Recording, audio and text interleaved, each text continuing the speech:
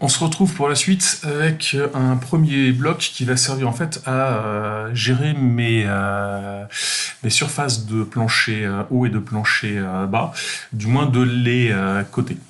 Donc on peut aller rajouter quelques éléments supplémentaires en fonction de vos besoins.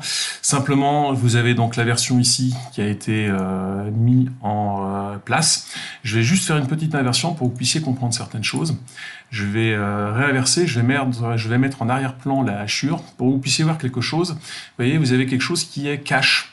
La hachure, c'est pas simplement du texte qui a été positionné dans cette dessus. Il y a un cache qui me permet en fait de pouvoir gérer lorsque je veux manipuler mes antennes, qui me permet de modifier en fait de cacher, vous voyez, ce bout de segment qui me gêne par rapport à ma cotation. Donc je vais vous expliquer ça. Hein. C'est un bloc avec attributs qui sont liés à des objets du dessin et qui plus est il est dynamique avec cette petite possibilité. Donc je vais vous expliquer un petit peu comment je fais pour fabriquer ce bloc. Donc la première idée, dans un premier temps, c'est de toute façon de dessiner l'objet. Et vous avez remarqué qu'il y avait quelque chose en dessous. Il y a quelque chose qui est en dessous, voilà, cette entité qui est un petit peu spéciale, c'est en fait, elle s'appelle le nettoyer. C'est une sorte de cache qui permet d'effacer, j'utilise ça souvent d'ailleurs lorsque je fais des menuiseries. Pourquoi? Parce que ça permet comme ça de cacher l'isolant ou la cloison qui se trouve en dessous du dessin du bloc que je viens mettre par-dessus. Alors c'est tout bête à utiliser hein, cette commande. C'est une commande que vous allez trouver ici, nettoyer. Et cette commande, en fait, soit vous avez déjà une entité qui existe, soit vous le dessinez. Donc là, en l'occurrence, je l'avais dessiné directement. Hein.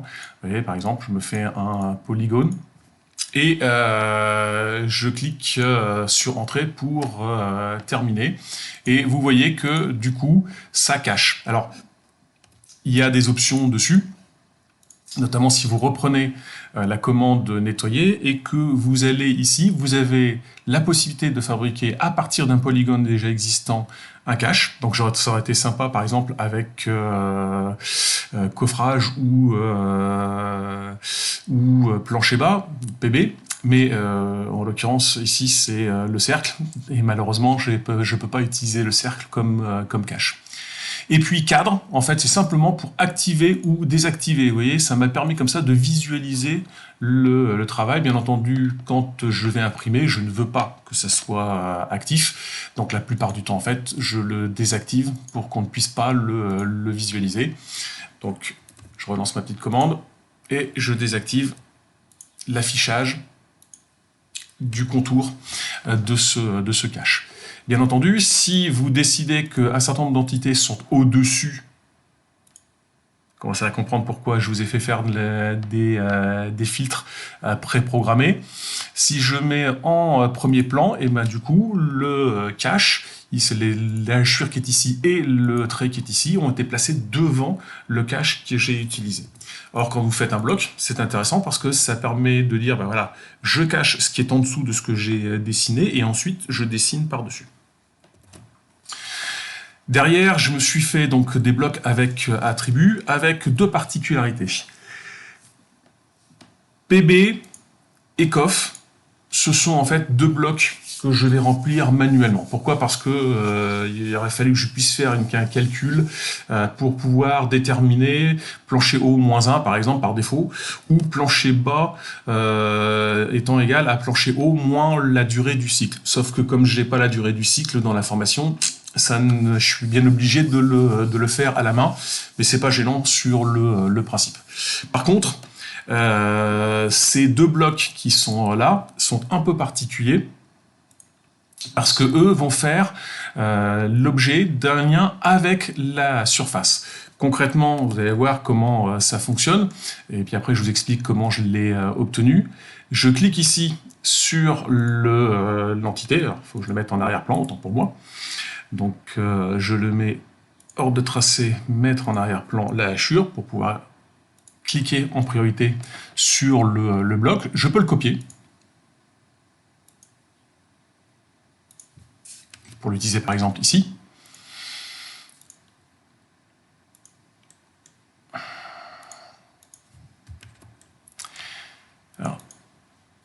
J'étais un peu mauvais sur mon positionnement, tant pis. Ça se recalera plus tard. Par contre, là ici, ce bloc-là faisait référence à la surface qui est ici. Donc je vais devoir modifier la surface de référence. Par contre, si vous utilisez la commande copier, ça marche très très bien pour le coup. Donc je clique dessus et je double-clique sur jour 1 ou surface bétonnée. Et j'utilise en fait quelque chose que je vous montrerai après hein, pour que vous puissiez l'utiliser, c'est d'utiliser le texte multiligne. Donc ça veut dire quoi? C'est-à-dire que quand je clique ici sur texte multiligne, je retombe en fait dans la possibilité de retrouver un petit peu les valeurs, les fonctionnalités que j'ai dans l'éditeur de bloc. Je double-clique ici sur ceci. Alors faites bien un double-clic parce que sinon il vous rajoute des textes. Et puis c'est l'avantage de garder en fait les informations que vous aviez déjà au départ. Si c'est pas le cas, on vient ici sur cliquer sur objet, on sélectionne ensuite objet et ensuite on clique pour sélectionner, en l'occurrence ici, la hachure qui m'intéresse. Et dans mon cas, c'est le nom du calque qui m'intéresse. Donc jour 01. Faites attention, c'est une information que je ne pourrais pas récupérer vraiment dans Excel. Donc c'est le calque, l'information du calque dans lequel appartient la hachure qui va m'intéresser, mais ça a au moins l'avantage de me permettre de visualiser immédiatement le calque dans lequel j'ai positionné la fameuse hachure. Donc c'est pour ça que je suis obligé de passer par cette astuce pour pouvoir le tracer. Donc je clique sur OK, et puis derrière, sur le même principe, ma petite surface, double-clic sur la surface. Donc vous avez vu que cette fois-ci, c'est la surface qui est ici. Je garde l'air. Petite précision, je suis en centimètres, donc du coup, j'ai pas la bonne unité. Je me mets en décimale. Précision 2 décimales après la virgule. Et je mets un coefficient multiplicateur. Alors attention, il va falloir que j'obtienne 23,76 mètres carrés. N'oubliez pas que c'est des mètres carrés pour le coup. Donc pour la conversion, c'est un tout petit peu plus long. Donc là ici, j'ai converti. Je clique sur OK. Et voilà ma surface qui est mise à jour. Maintenant, si je mets dans le calque 6,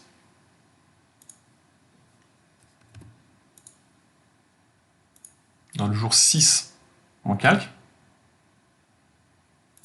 j'ai un verrou dessus.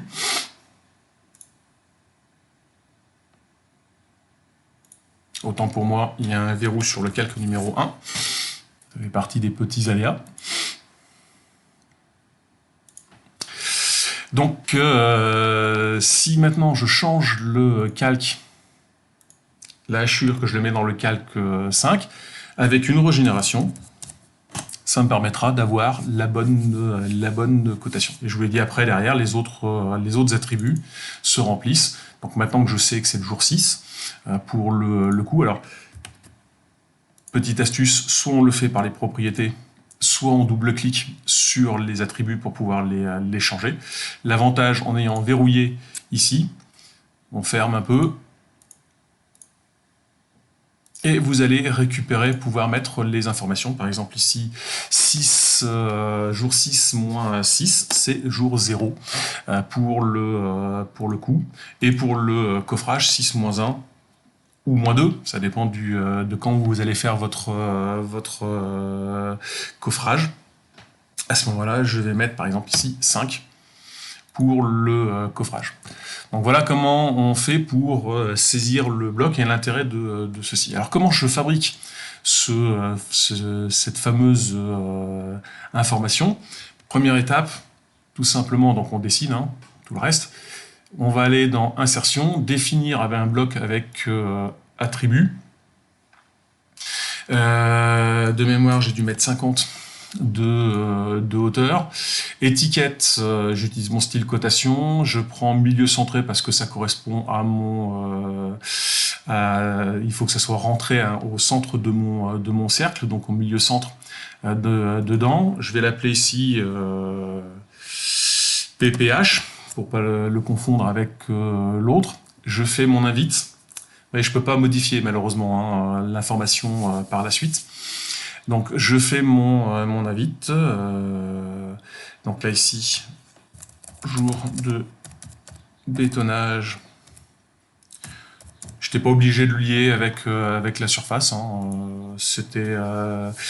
Alors c'est là où il faut bien comprendre une chose, c'est que la première idée, ce serait d'utiliser ici le champ. Sauf qu'il faudrait avoir un objet et que cet objet appartienne au bloc par la suite. Et ça, malheureusement, ça va pas être possible. Autre difficulté, et notamment ici, j'aurais pu dire, bah voilà, ça, je le mets aussi dans le calque du jour 01 et je prends la caractéristique du jour 01. Sauf que quand je fabrique le bloc, je le mets dans le calque 0. Ce qui fait que du coup, il va me mettre systématiquement 0 parce que si le bloc appartient au calque jour 1, 2 ou 3, les entités qui sont à l'intérieur, elles appartiennent au calque 0. Donc ça pose un petit souci. Donc du coup, je contourne ce problème-là en mettant ici ligne multiple. C'est ce qui me permet comme ça ensuite d'avoir cette petite boîte de dialogue que vous avez pu voir derrière. Donc je clique ici sur OK, et ça normalement je le mets à l'intérieur de mon bloc. Maintenant qu'on a préparé le travail, on fabrique le bloc comme d'habitude. Créer un bloc. Je choisis mon point d'insertion, donc je lui donne un nom. Je vais l'appeler plancher haut, celui-ci. Dans l'ouvrage, je l'ai appelé ici rod plancher. Donc plancher haut, je choisis mon point d'insertion, le centre du cercle.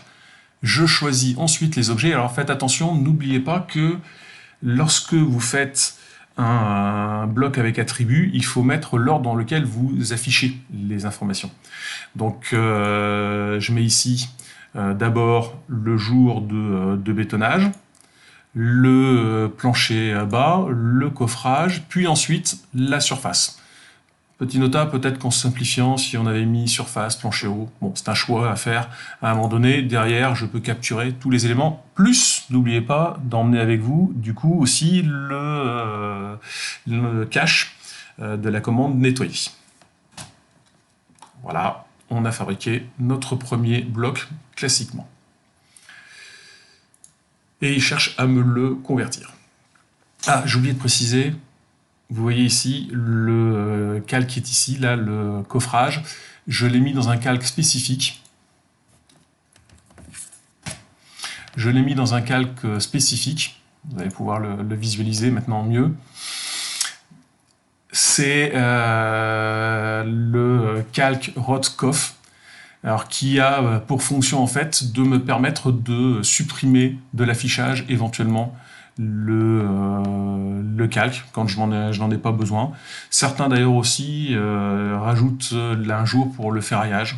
Donc ça peut être aussi indiqué, rajouter un autre symbole encore pour pouvoir indiquer le ferraillage après le coffrage. Bon, maintenant il reste un petit problème encore à résoudre. C'est le fait, comme ici, de pouvoir modifier les antennes. Ces fameuses antennes que j'ai créé pour pouvoir utiliser mon bloc de manière efficace. Et donc ici, je vais aller dans l'éditeur de bloc et on va jouer avec ça. Alors ça marche avec deux parties. Premièrement, les paramètres. Deuxièmement, l'action. Éventuellement, on se rajoute des contraintes supplémentaires. Donc on peut faire des choses assez sympas avec ça, sur le principe. Là, ici, c'est une des plus simples qu'on puisse imaginer. Je vais prendre tout simplement l'extrémité, le point. Et je vais désigner, ici, mon point. Je fais la même chose pour l'autre point. Derrière, une fois que j'ai placé ce sont mes deux poignées, hein, les deux grippes qui servent à déformer, vous l'avez vu tout à l'heure hein, quand je l'ai utilisé, je clique ici sur Action et j'associe une action par rapport à la poignée que je lui ai donnée. Donc là, en l'occurrence ici, c'est la commande étirer que j'utilise, que je vais associer. Alors, je vais reparamétrer avant, on peut le faire après aussi, c'est pas un problème. On sélectionne, on clique un bouton droit et on va dire par exemple ici antenne 2. Et on a les paramétrages aussi, éventuellement. Et je vais sortir... Ah, excusez-moi.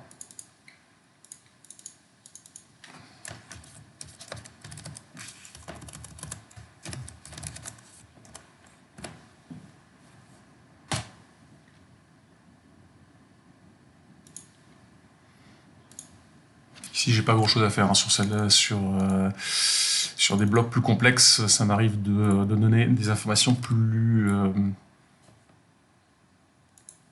ou de modifier davantage, notamment sur des menuiseries par exemple.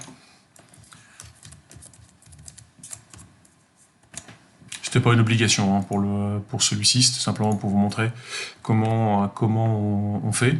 Et puis après, donc j'associe à une poignée la commande est tirée. Concrètement, ça veut dire quoi? Donc j'ai sélectionné le point, il me demande de tracer un polygone, donc je lui dis ce polygone-là. J'avoue, j'ai jamais trop bien compris pourquoi. Et puis je sélectionne les objets qui vont être affectés. Bien entendu, pensez à déplacer la poignée en même temps, sinon ça va être plus compliqué sur le principe. Je relance la même commande cette fois-ci ici. Hop, hop. Voilà, c'est fait. J'ai associé, vous voyez ici, la poignée avec la commande étirée. Je ferme l'éditeur, j'enregistre les modifications. Et maintenant, on a un bloc dynamique qui me permet de faire à peu près ce que je veux au niveau de ma représentation. Donc voilà. Et vous voyez maintenant pourquoi aussi l'intérêt d'avoir mis un cache pour la réalisation. Je m'arrête là pour cette vidéo et je vous explique après dans la suivante comment faire pour les murs. Celui-là, il est un tout petit peu plus costaud quand même sur le principe.